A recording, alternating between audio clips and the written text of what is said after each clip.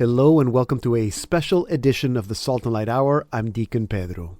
I'm sure that you've heard that for the past 3 years, the entire church has been on a journey, walking on the path of synodality.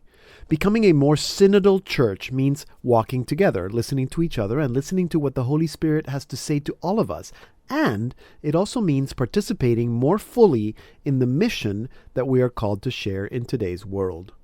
I hope that you are all very aware of this synod, which began 3 years ago with a local diocesan phase of listening. Maybe you took part in your local parish or diocese. This was followed by a continental phase, which highlighted the diverse cultures and realities of the church in every corner of the globe. Finally, in October 2023, the first session of the Assembly of the Synod took place at the Vatican. The second session began this week on October 2nd and continues all month to October 29th. In order to help us enter more deeply into this ongoing journey towards a more synodal church, we at Salt and Light Media assembled a panel of experts on synodality. Joining me will be Sister Gill Goulding, Professor of Systematic Theology at Regis College in Toronto. She is a member of the Theological Commission for the Synod and participated in the drafting of the global synthesis that was published after the diocesan listening phase. Also with us will be Linda Staudt, a former Director of Education who has worked in Catholic school boards in Windsor and London, Ontario. Linda is one of the official Canadian delegates who participated in the session last year, and she is already in Rome participating in this second session. We are also joined by Father Raymond Lafontaine, Director of the Office for English Pastoral Services of the Archdiocese of Montreal, currently on sabbatical in the Archdiocese of Regina, Saskatchewan. Father Raymond was the facilitator at the Synod's World Meeting of Priests that took place at the end of April in 2024 in Rome. He is also now in Rome, serving as a facilitator at this year's session of the Assembly of the Synod. Finally, also with us from Rome is Salt and Light Media's Julian Paparella. Julian was a delegate for the 2018 Synod on Young People at the Vatican, and he has been involved with the Synod office in Rome at various stages throughout the current synodal process. On this first half of our conversation, we remember what took place last year. We speak about the World Gathering of Parish Priests, and we speak about some key insights and lessons learned in the diocesan phase.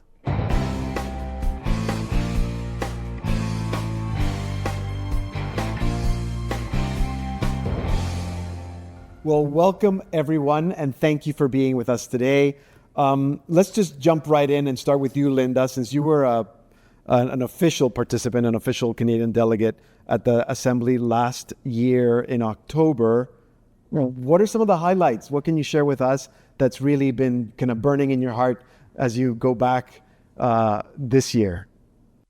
I would say two things. One, maybe three. The experience itself of being in Rome.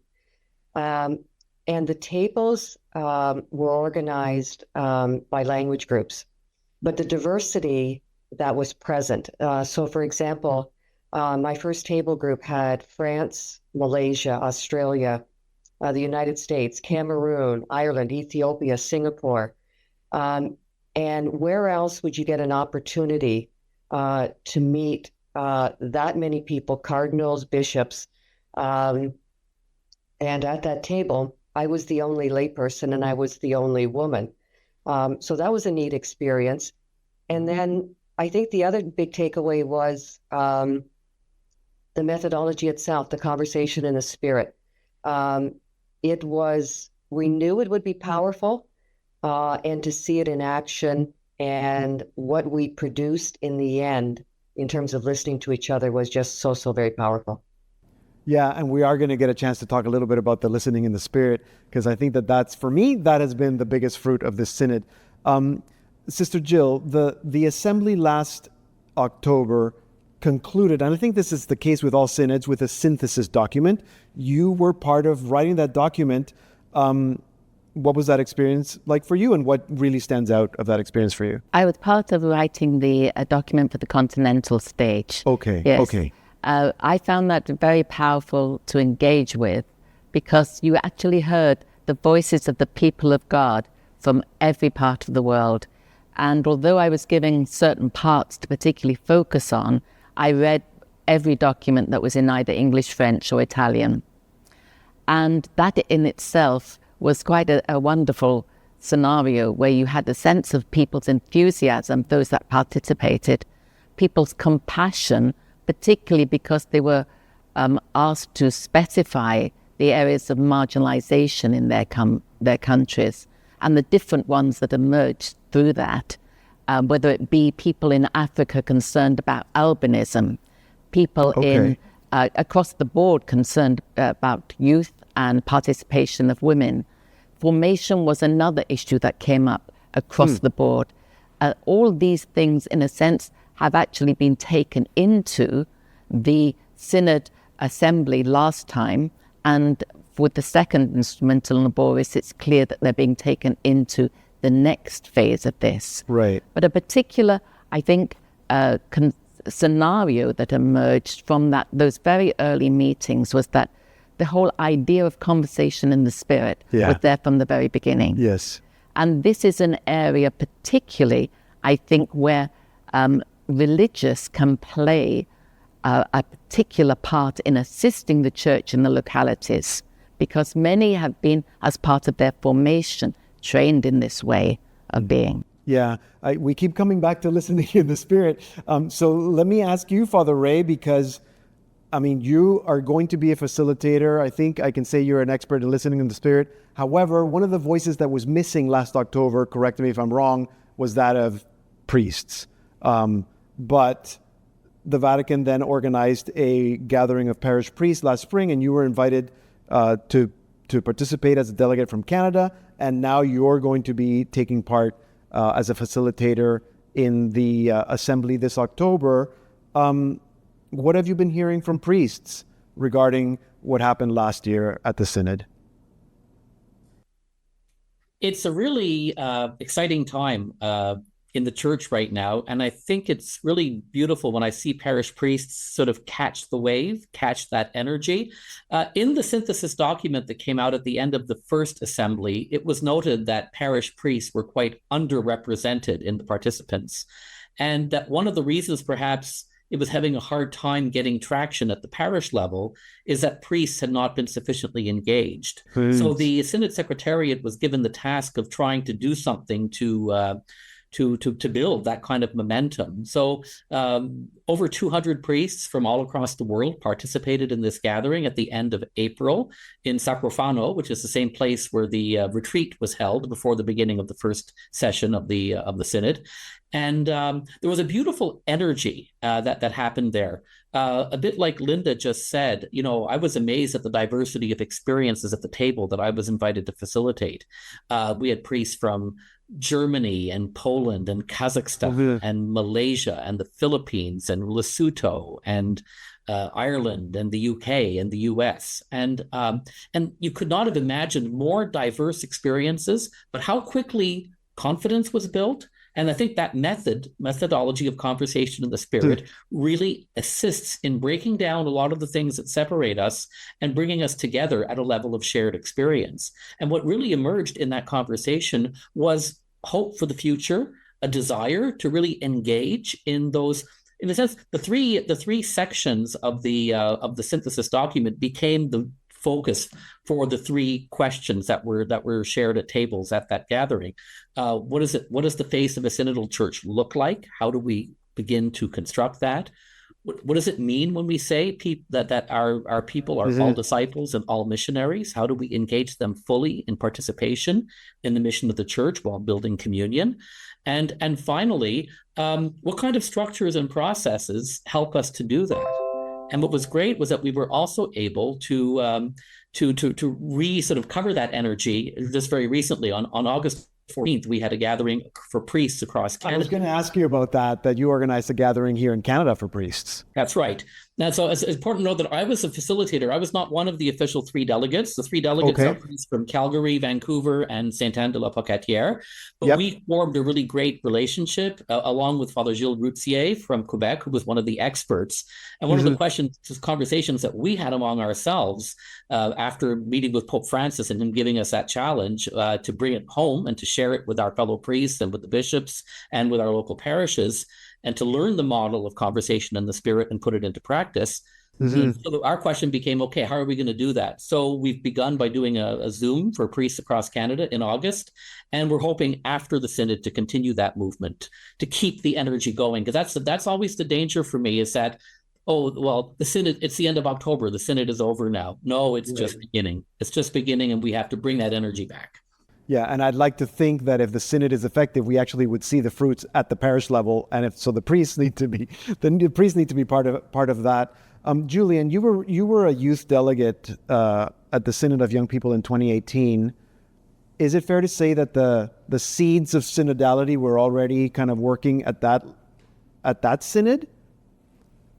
For sure. And I think it's really important when we're talking about this current synod, this 3-year synodal process, the synod on synodality, that this doesn't just seem like some isolated incident, that Pope Francis sort of woke up one morning and said, gee, what a great, crazy idea to have a synod on synodality.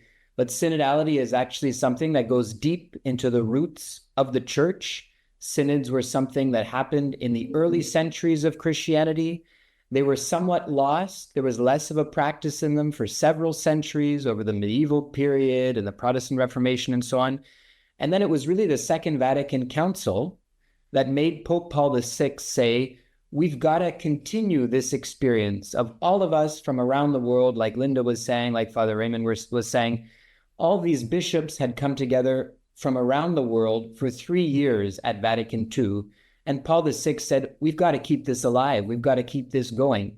So then he instituted these synods of bishops to be gathered in Rome, a cross-section of the bishops of the world with certain representatives from lay people, priests, and so on, to speak about specific topics that were important in the life of the church at that time period. So all these different topics. So that's already starting after Vatican II in the 60s, every 2 or 3 years. And then, like you said, 2018, the topic of the Synod was young people, because it's such an important topic in the life of the church today.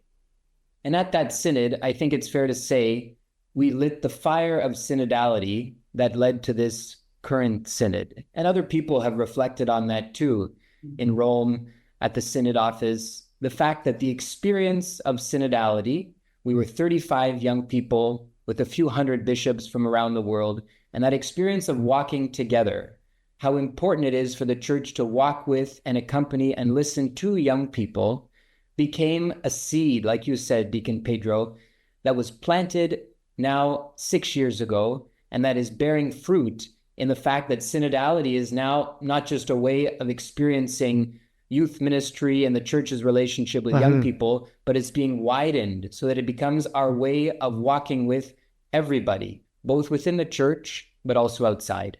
In a sense, it's our way of proceeding.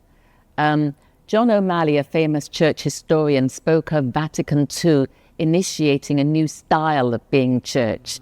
And in a sense, as Julian was indicating, that style has become more and more this kind of participative reality that we're seeing today, or that we're being called into today.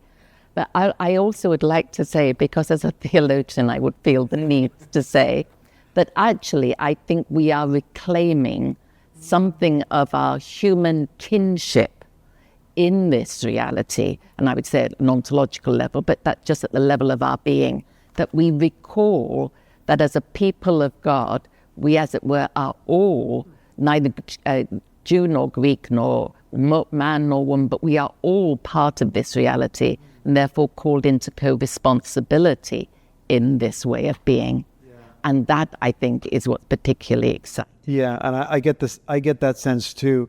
I was going to say, Julian, thank you for reminding us that it's a 3-year synod, that it didn't just start last year. And Linda, you were part of, well, I believe all of you probably were, but Linda, I know you were actively part of the local and regional phases. Were you at that time, what sorts of things were you hearing from people at the local level in terms of their responses to the Synod questionnaires? I think one of the things that, I don't know if it was surprising, but it was affirming, that the same themes that emerged at the local diocese level emerged provincially. And then when the national report came out, and then when you read the international reports, we all landed much in the same places in terms of what was really important. So, like, for example, we sort of categorized it, in terms of joy. What was it that people really told us? One, it was joy in being part of a faith community, joy in the beautiful sacraments and the rituals that we have in the Catholic Church. And so in that sense, the joy was really love of God and love of neighbor. The obstacles, I mean, there were a few, and it came down to one of the big ones was we have an overworked clergy and an underutilized laity. And I think the work that is taking place right now is what are those different roles for the laity and that co-responsibility that we just talked to. The other was really that some felt that lack of welcome and inclusion. And I think for the longest time, we focused on those that were in the pews and perhaps not so much as those who had left us. And for those who have left us, how do we bring them back to be a welcoming place? And so when we then went to the hopes and dreams, again, they really were in response to the obstacles. And you really saw that people wanted greater formation also in terms of their faith beyond just the Sunday attendance. Mm-hmm. That there was a willingness and an excitement and an energy in terms of co-responsibility, but people just didn't see their role or what their role might be. And the other one that Julian just referred to is, as one report suggests, that great absence of youth. And how do we connect the youth, the church, and in the work that I'm doing, the schools. So it was encouraging because when I landed in Rome, like everybody else, when the announcement came out at the end of April, in terms of there's going to be lay people, all my comment was, great, the tent is widening and there's going to be lay representatives. Never thought that I would be one of them. And I didn't want to ask too many questions because I'm not a theologian. I have been a partner with the Catholic Church in education for 36 years. And then I think when I got there, and your first meeting is you're surrounded at your table by bishops and cardinals from around the world, but how quickly, and Father Raymond was talking to it, the relationships formed. And in the end, we were with the same group for the first session and for the last. Mm-hmm. And we were friends. We truly left as friends. We really, one of the things that I remember very distinctly is when we went around for the first time in terms of introducing ourselves, everybody, including the bishops and the cardinals, asked to be called by their first name. Now, we didn't go that far, but it was bishop or cardinal followed by their first name. And I don't think I was expecting that, but it really was an indication that we were among equals, all the voices, and I felt very affirmed throughout as a lay person, as an educator, as a woman. I guess such a simple thing is an indicator that synodality is at work. Father Raymond, correct me if I'm wrong, but you were also part of those early stages in the Archdiocese of Montreal. Were you hearing some of the same things at that local level? Very much so. One of the difficulties that we had in getting the synodal process off the ground was that we had the experience of a diocesan synod in the late 90s that raised a lot of expectations, perhaps some of them not necessarily realistic, but what kinds of changes could be possible at a diocesan level. So for some people, they heard the word synod and right away, oh, they're going to talk to us, but then they're not going to act on it. So there was a great fear that it would be all talk and no action. But I think we were able to build a good sense of confidence. I was responsible for coordinating synodal activities in the English sector of the Archdiocese of Montreal, because my full-time job is director of the Office of English Pastoral Services. And we had a wonderful experience over 2 years of synodal gatherings where we used the TV series about the life of Jesus called The Chosen as the sort of the spiritual content to prepare each week for our spiritual conversations. So we've been leading people on a journey that's over 2 years, 24 times online with 60 to 100 people online, where we practice conversation in the Spirit. We've all prayed with Scripture beforehand. We've watched a clip from the Chosen, and but then the questions really led us into a process of who are we? What is the Spirit calling us to? What does it mean to be a follower of Jesus? And what does it mean to follow Jesus together? And I think that the whole dimension of what does it mean to follow Jesus together and what is he calling us to be as a church really helped focus our reflections. And we realize that for a lot of people, synodality is a word that doesn't really have any emotional resonance yet. Mm-hmm. It's a bit of a new word. It's a bit technical. So the last event that I was able to help organize before I left Montreal on sabbatical was an event for parish leaders, both priests, deacons, and lay leaders. And we just called it Your Voice Matters, Your Experience Matters. It's a language that people can relate to, but we used synodal process. We had conversations in the Spirit at small tables. We had plenaries, and there was a beautiful sense of energy and movement. So I think people who haven't experienced are often either quite skeptical or even cynical about it. But for those who've experienced it and given themselves to the process, I think there's a certain energy and a certain hope. And I'm hope. And it's very interesting that this Jubilee year 2025 is dedicated to the theme of hope. And yes. I like to think of synodality as perhaps an expression of hope in the church, and also a way in which the church can model not only within itself but for the world a way of listening to people, a way of bringing different voices around the table, a way of breaking down the polarizations and the divisions that so threaten us as a world and that affect the church as well. So for me, that's the big hope that synodality represents.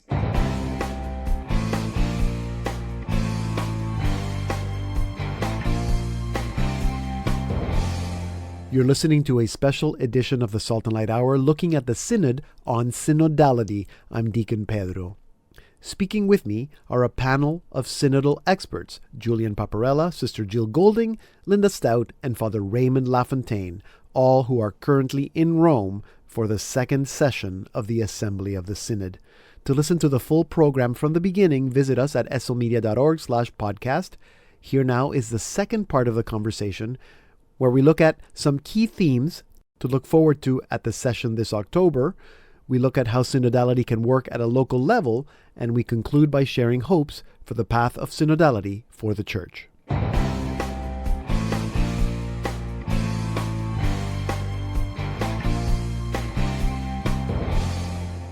Let's now go right into this second assembly that's taking place in October this year. Sister Gill, what are some key pointer themes that we are expected to listen about?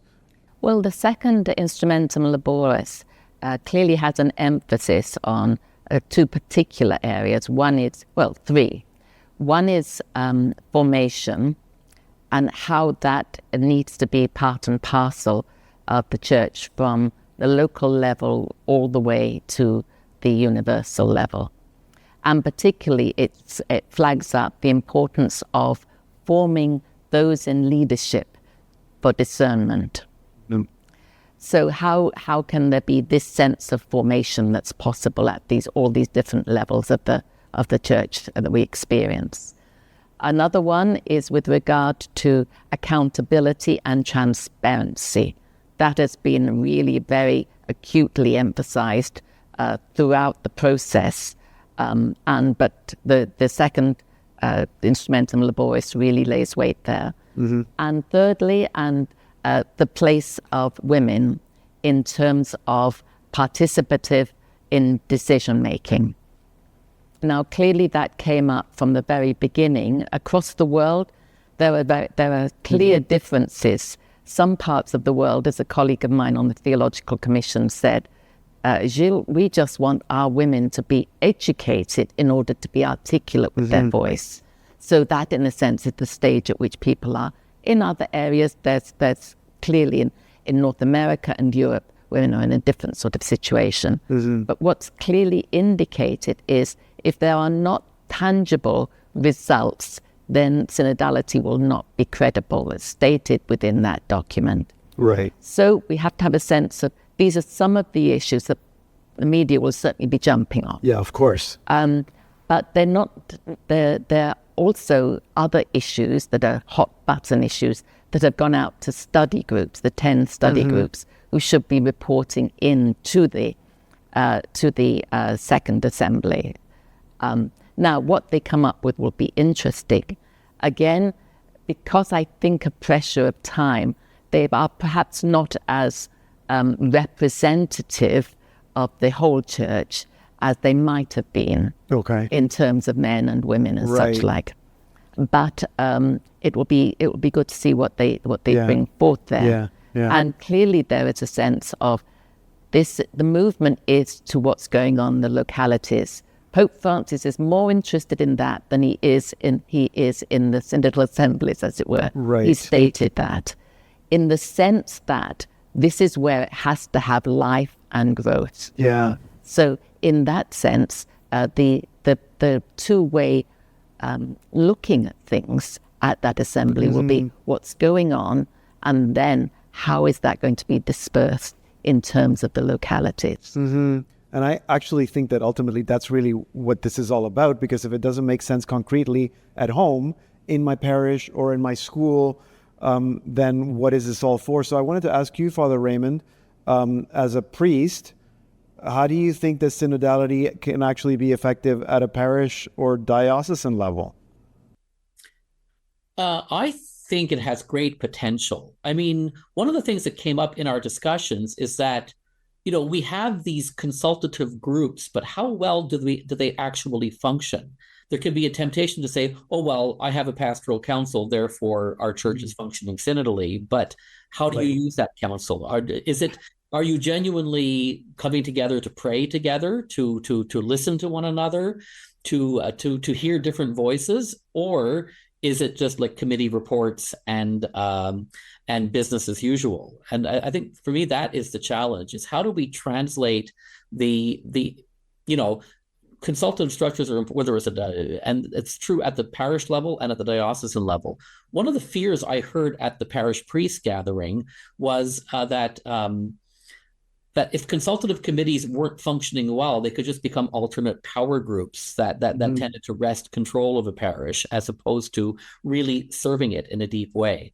So, and that's why I think Pope Francis and the Synod Secretariat are wisely insisting that this all has to be spiritually grounded. It has to be grounded in prayer and in a willingness to learn from one another and to learn from listening to the Holy Spirit at work in us. So yes, I think one of the things too is that the whole emergence of the notion of leadership teams in parishes, as where group of people work with the pastor. I think of the model of like the Father James Mallon's model around renovation. But this idea of leading out of a team and it was amazing how that expression really caught on in this international gathering of parish priests who maybe had never heard of James Mallon before.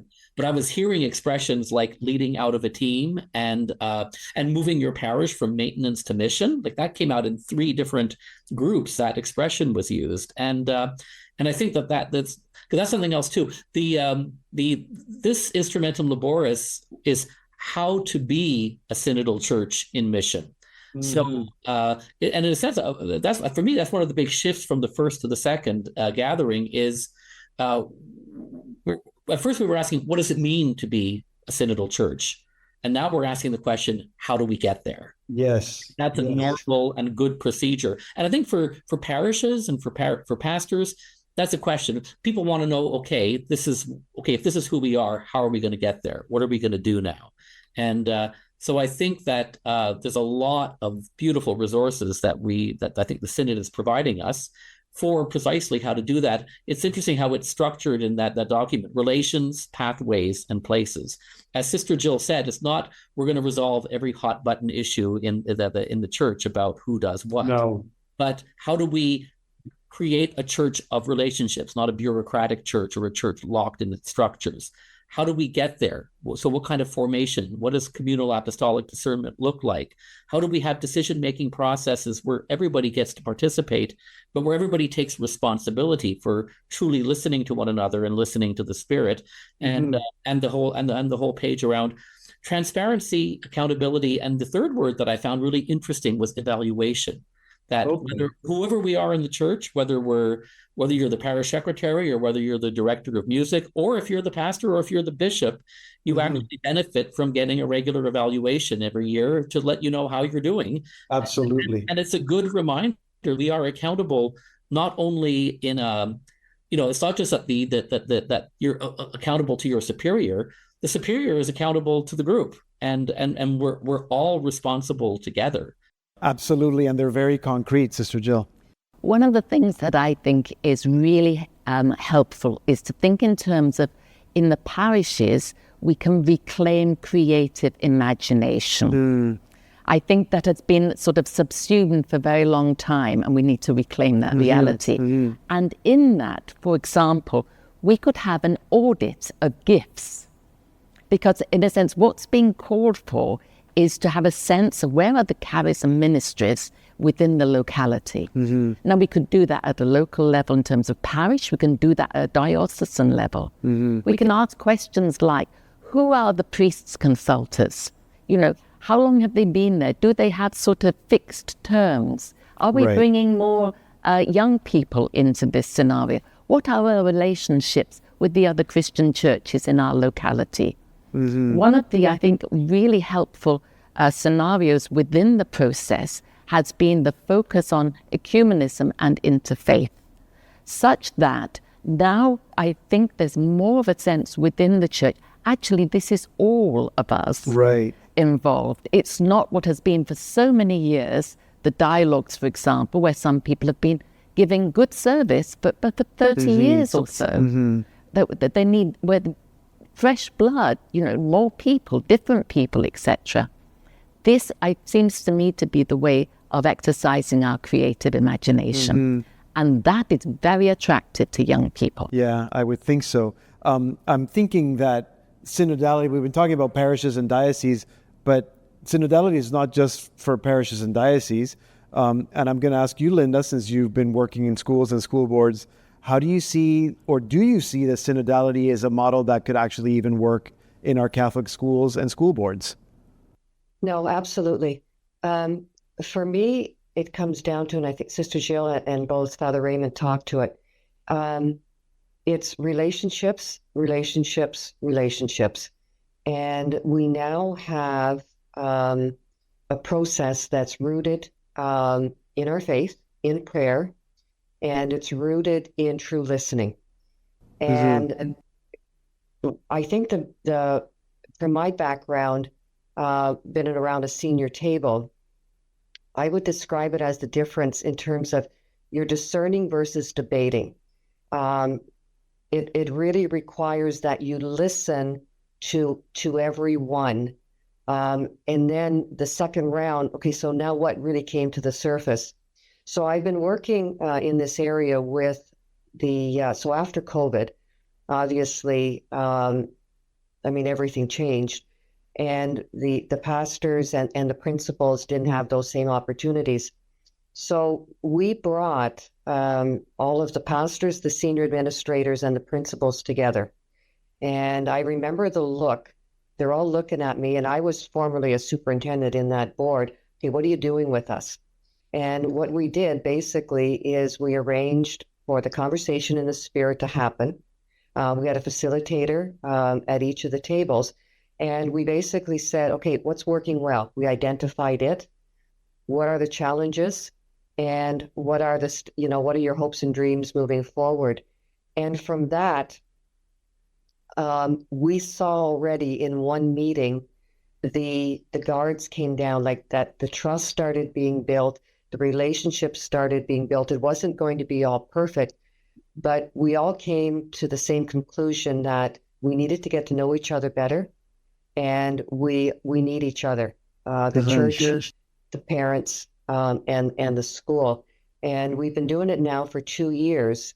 And so one of the sessions that was held was when I was in Rome, so I wasn't able to be part of it. So I was in one in June, and then the following June when I came back, and the mood in the room was so drastically different, is because the relationships and the listening truly had taken place. And we really started to understand where the other was coming from. Yeah. And one of my lines throughout all of COVID as a director of education was always, can we just give each other the benefit of good intentions? And because everybody does want the best. And we now have come up and identified some really promising practices that we can all share. So I have lots of hope. And the work that I'm doing with parishes also in terms of the planning is, at one time, you may have had a group that said, I think this is what families need, or this is what youth needs. So we've gone to the next step. So we've invited now families, we've invited the youth, and we're asking them, what is it that you need? And then we're listening to them, and we're responding from them. And I'm seeing the changes in the culture. And the other is that really what we thought was welcoming. Welcoming goes beyond standing at, the church doors and saying hi, and then the person goes and sits in their pew all by themselves. Right. So what does it mean to be inclusive and welcoming? And how do we reach those, who may have left us? So it's a culture change, but it comes down to, for me, relationships. Yeah. You're giving us so much hope. It's so good to hear all of this. And I think that people are skeptical until they experience it. And there are a lot of people who haven't experienced it. And maybe those are the people who think that this whole synodal process is threatening the hierarchy of the church. Julian, what do we say to those people? Yeah, I think that mentality of sort of us and them, or us versus them, which is very, very polarizing, very divisive, and sort of creates conflict and disunity in the church, is really not helpful for us being able to bear the kind of fruit that God expects of the church in our time. As Pope Francis would say, in this third millennium, God expects more of the church. So synodality does nothing in reality to threaten the charism, the role, the service, the responsibility of our pastors, of bishops, of the Pope, of priests. Rather, it's putting their gifts, their role, their ministries in this virtuous circularity with the gifts and the charisms of all the members of the people of God. Earlier in the program, we talked about how we had an overworked clergy, priests who are working sometimes even well into their retirement, priests who have sometimes a dozen or more church buildings that are under their responsibility, and then lay people who, sadly, throughout the history of the church, have often been infantilized, have often been those sitting in the pews, and who haven't necessarily been empowered within our Christian communities to take their role in our parishes, in our dioceses, but also equipped to go out and live lives as adult Christians on mission, adult disciples of Jesus who go out and live and share and witness to the gospel of Christ in the world, and therefore be like a leaven of the gospel, a leaven of Christ in the midst of society, in their families, in their workplaces. So to me, this is not about sort of pushing bishops down, pushing the Pope down, pushing priests down. Rather, as Linda said, it's about putting all members of the church in relationship with each other. And to me, a great synonym for synodality would be togetherness. It's about our togetherness amongst each other within the church. So what's the relationship that we have, for example, between a pastor and the people in the parish? What's the relationship between a priest and a bishop? What's the relationship between bishops and the Pope, but also the Pope and lay people? What are all those interconnected relationships? And all that re-enhancing our relationships with each other within the church so that the church is all the more able to build fruitful relationships with all parts of society. Father Raymond, I was going to ask you as a priest, and I presume that at some point you would have been a parish priest or a pastor. Do you think that synodality challenges the notion of the authority of the pastor in a parish, or how a pastor it needs to also be the administrator of the parish? I see it as challenging, but challenging in a good way. It challenges you to go deeper. It challenges you to, and also frees you to not think that everything falls on your shoulders. That's always the temptation for parish priests, is to have the assumption that everything falls upon their shoulders. And that's why the idea of building leadership teams, the idea of creating pastoral councils that are genuinely councils where the pastor can and where the pastor can be vulnerable. I think that's one of the things, is that we're supposed to have all the answers all the time, and we don't.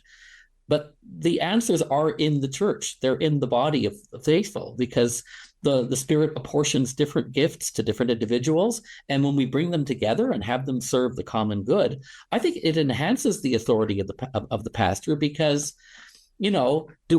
it's a bit like parental authority. Some parents can rule by fear, and other parents can rule by love. That's a good analogy.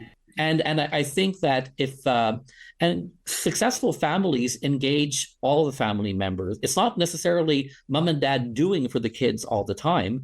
It's parents initiating their children into responsibility and maturity, so that they can then exercise their gifts and assume their leadership in society and in families.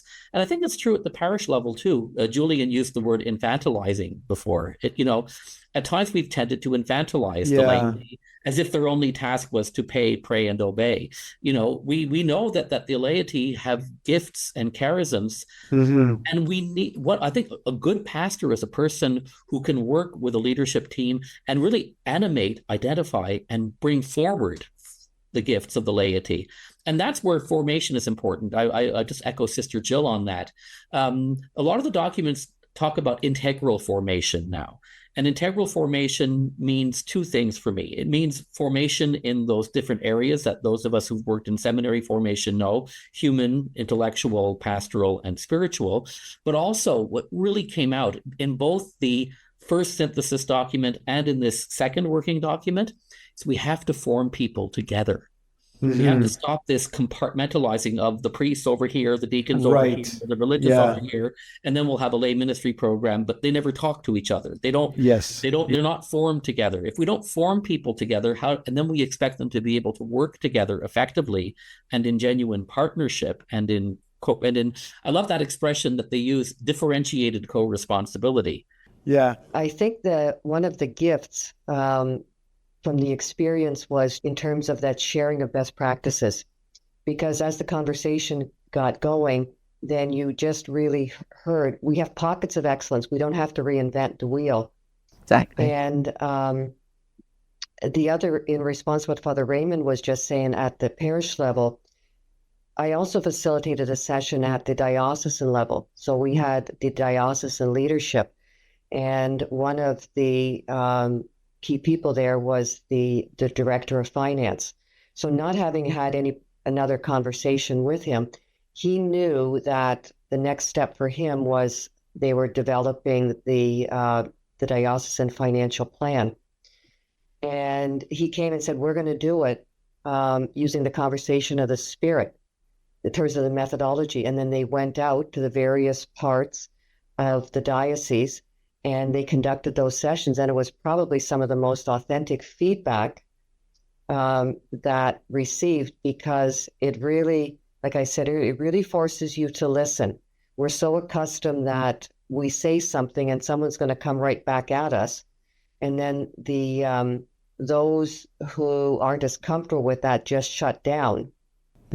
So the other thing that I think is so powerful about the conversation in the Spirit, that if you are the extrovert, it forces you to listen. Right. And if you are the introvert, it forces you to talk. So it's sort of that equalizer. Yeah, absolutely. I was thinking, and I don't know, maybe this came up in the conversations last October, in how the church, Sister, you mentioned a little bit about how we deal with other faith groups and ecumenism. but I'm thinking that there might be other groups that the church deals with where synodality or this synodal approach might be useful. And Julian, I'm thinking about how, particularly here in Canada, how the church is dealing with our Indigenous communities. You and I were both part of covering the Pope's visit to Canada and the Indigenous delegation that traveled to Rome to visit with the Holy Father. And I know you're doing some research in this area. So what are your thoughts on that?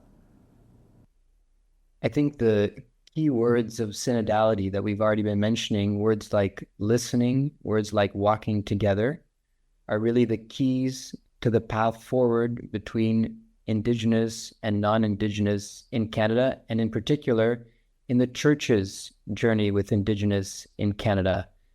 It's going to be difficult. It's already has been very difficult. The Church recognizing its role in a lot of the suffering of Indigenous people in Canada, and at the same time realizing that for many Indigenous in Canada, certainly not all, but for some solid number of Indigenous in Canada, the Church is important. Faith is important. Many of them are themselves Christians. So how is it that the Church can actually walk forward together, listening to our Indigenous brothers and sisters? And that was in fact the theme of the Pope's visit to Canada on this pilgrimage with Indigenous in 2022, was precisely walking together. And for me, experiencing that visit, I just kept thinking of the Good Samaritan. Here was Pope Francis, this elderly man in his mid-80s in a wheelchair, coming all the way thousands of kilometers, right to the homes, right to the lands of Indigenous peoples, to be able to listen to them, to hear their cry, and to try and heal wounds. But it's also realizing that it's not just the Church who's the Good Samaritan, trying to help our Indigenous brothers and sisters up off the side of the road, help them heal from their wounds. It's also the Church, by its own tragic role in residential schools, in various aspects of colonization in Canada. The Church needs to be picked back up.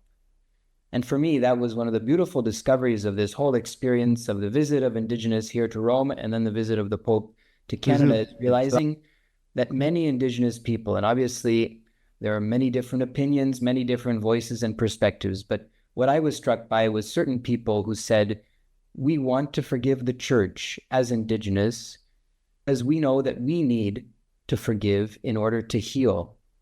And so it's reestablishing this mutual journey, trying to work towards relationships, trying to work towards trust, trying to work towards putting each other on level footing and walking forward together. If I could just briefly add something there, because I'm a priest of the Diocese of Montreal, but I'm currently on sabbatical leave for 6 months working in the Archdiocese of Regina.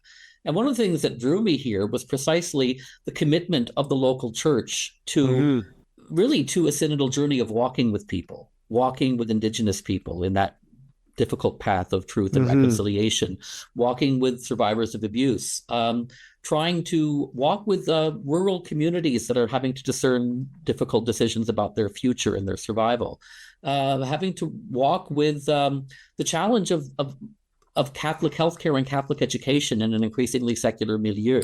But what I really appreciate about the approach here in Regina, and what I've learned a lot from, is just from listening to people, and to say that we're on a journey together and we are learning from each other. And it's a real inspiration. And it's and again, it has to do with sharing best practices, so that when we don't have to have all the answers ourselves, we can learn from each other, and that's a really valuable thing. That's a great example of how synodality that can help the Church on something that's very, very concrete.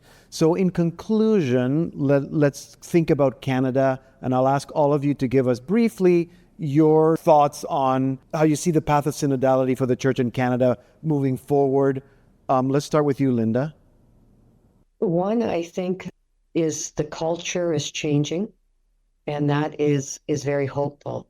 So in terms of myself as a lay woman, in terms of having a role to play, and for other lay people, men and women, to see the role that they have to play.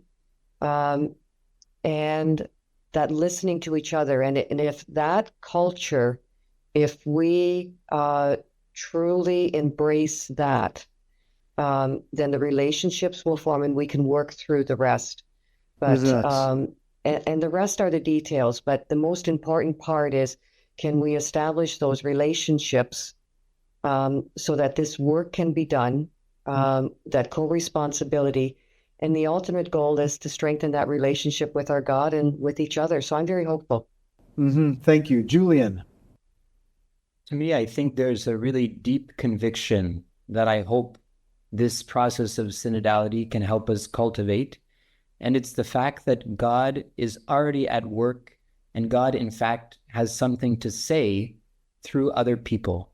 That it's not just God trying to speak through me to other people, but listening for what God is telling me, what God is showing me, what God is doing already in the lives of other people. And I think that applies in so many different ways.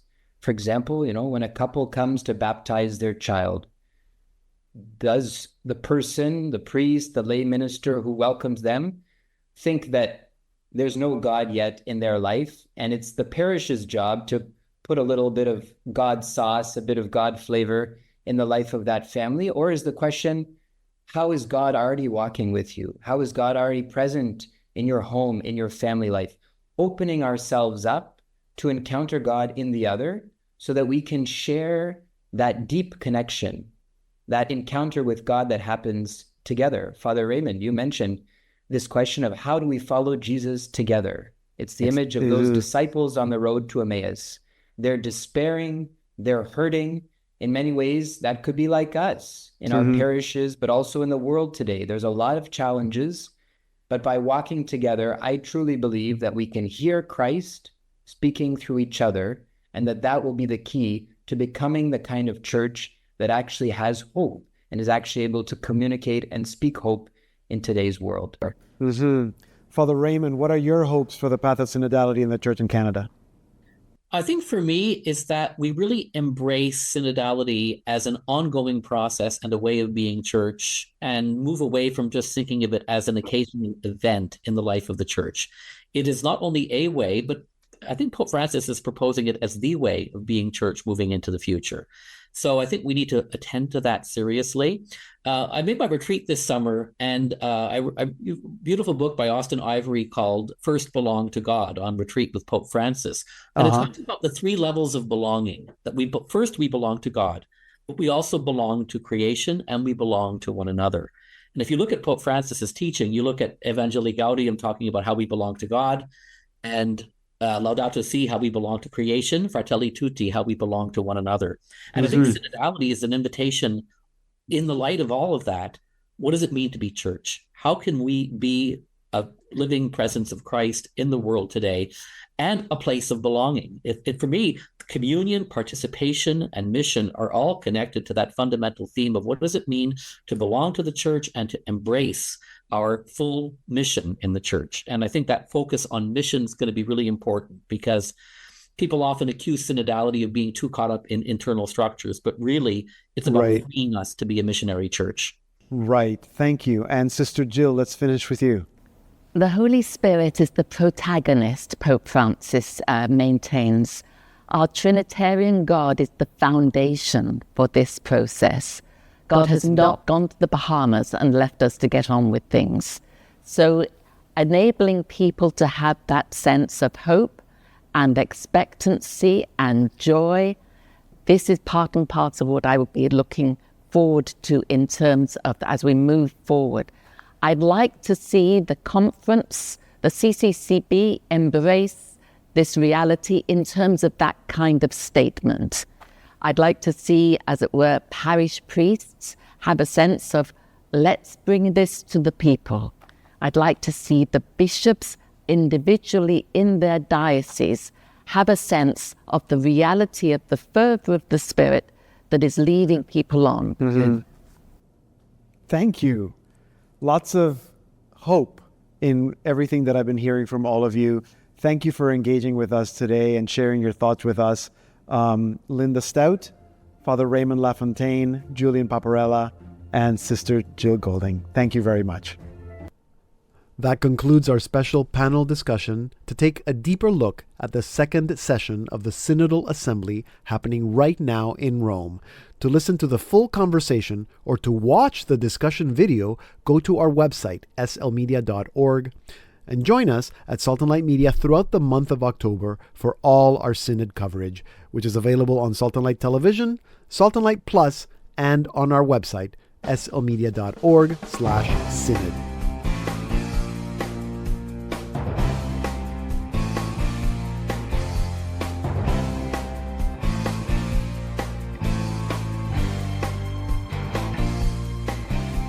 As the church around the world tries to become more synodal, we're all called to do our part in our parishes, our dioceses, and our local communities to build communion with one another, foster the participation of all, and adapt our mission to the call of God in today's world.